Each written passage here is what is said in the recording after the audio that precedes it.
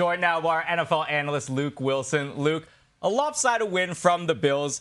We'll now get the matchup that everyone's looking for. MVP candidates in Josh Allen, Lamar Jackson. They played together in this one. But what can Buffalo take away from this game in the divisional round? So, one of the things I was looking forward to in this matchup was the run game of the Bills versus the Broncos defense. The Broncos defense, yards per carry, was number 2 in the NFL coming into this thing at 3.9. And you know what happened? The Buffalo Bills, this offensive line, and James Cook said, we do not care. We are going to run right at you, and that's exactly what happened. And there was a ton of push. I mean, look at the big boys here moving the pile. And it wasn't just down the field. It was up front. And if it wasn't Cook running, Josh Allen still had a good day. I think he had 46 yards today. Looked very, very fluid in his scrambles. As a team, the Bills had 210 rush yards in this game. Again, against a team that averaged 3.9 coming in, which was second best in the NFL. So I think one of the things they can take is this is a potential matchup for next week because, Wes, guess what? The Ravens are number 1 in the NFL, giving up 3.6 per carry. So that was a matchup that I look at and say, hey, you're going to want to avoid trying to run the ball against the Ravens because they've been at times very weak in the pass defense.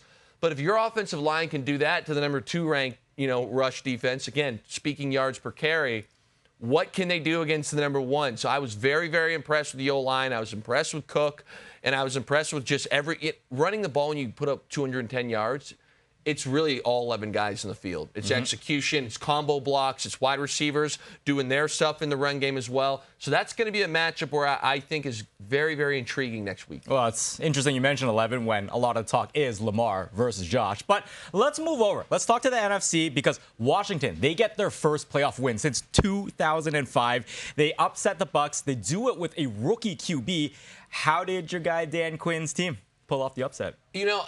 We love to talk X and O's and the chess match and this coach versus that coach and the coordinators, but I thought today there was a clear mandate from the Commanders, and Dan Quinn knew the task here, and that was establish toughness, grit, and set the tone. Watch Bobby Wagner here. This is, I believe, the second play of the game. He comes on a blitz. It's Irving. He just says, dude, have fun with this. Shove from the ground. He's not even trying to sack Baker Mayfield here. He's trying to send a message to the Buccaneers and also his own team. And, that kind of energy, that kind of attitude, you can feel it throughout the whole team. I mean, look at this. It's a touchdown, yes. Look at Jane Daniels' knee here. I mean, it's brutal. You think this guy stopped? No. Here, later on, he's bleeding down his face. We put the Nelly Band-Aid on my guy. He's ready to rumble. 4th and 2, what happens again? We sit in the pocket, a little bit of pressure. We deliver a ball, great to Scary Terry. Huge play. 3rd and 1, game on the line. We're not going to get tackled. We're going to make another tough, gritty play. And again, I think when you get to a playoff situation where every team is talented, a lot of times your mentality and playing for something other than yourself, a team that's bigger than you, can be the difference. And I thought it was tonight for the Washington Commanders. Well, let's stay in the conference, right? Let's talk about the other game. The Eagles and the Packers. Philly get the win, but they get booed by their own fans. A.J. Brown, he's reading a book on the sidelines. It really wasn't that inspiring of a game. So do you think that makes you feel less confident in Philly? And if so, why? To a degree, yes. I think Philly, X and O-wise and personnel, they have all the talent and ability in the world, and they could go the whole way.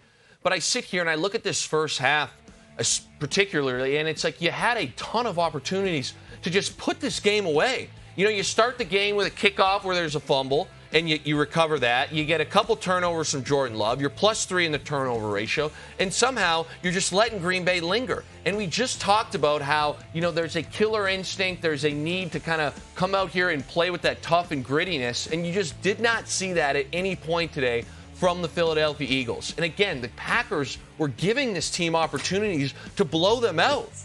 And I sit here and say, at some point, Philadelphia might have to see, Detroit.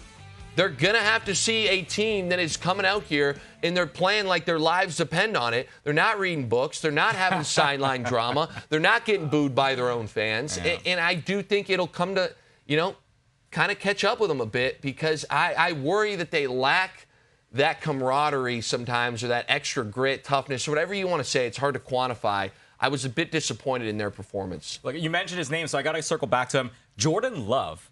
He's tied with Joe Burrow and Trevor Lawrence for the second highest cap hit in the league.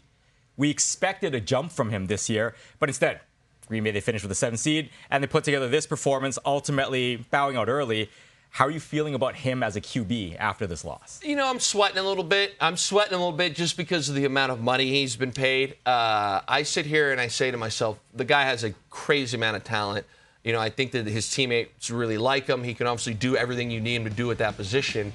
But this year, they did not have really a staple win against a team they needed to win. And that's why they were playing on the road and in this wild card spot. And then the next thing I would say is that, you know, I get there was injuries today. They had some issues on the O-line. But if you want to get paid like you're a top-end guy, you sometimes need to perform and overcome those obstacles. And Jordan Love kind of did not do that. In fact, he kind of went the opposite way. You know, the end of the game pick, I get you're taking a shot there. But my whole thing was, again, the attitude, the energy, the effort. You didn't really see that a ton today from Jordan Love. And I believe he's got the ability to take over a game. And I think of other quarterbacks. You know, if that's Josh Allen, he's frothing at the mouth and probably is making a lot of plays. Patrick Mahomes, you know, Lamar. I sit here and I think that that's kind of the next step for Jordan Love in a game where they needed him today to earn every dollar of his $55 million. You know, he kind of took a step back. Well, look, on one hand, Jordan Love hadn't thrown a pick since Week 10. And this game tonight ends up throwing 3. It's a bad time to throw 3. Bad time. Looking ahead here, we got the Vikings as a 2.5-point favorite against the Rams. They're up from 1.5 when the game was scheduled to be in L.A. Minnesota's 14 regular season wins are tied for the most by any non-number 1 seed since seeding began in 1975. They're currently 13-1 to win the Super Bowl.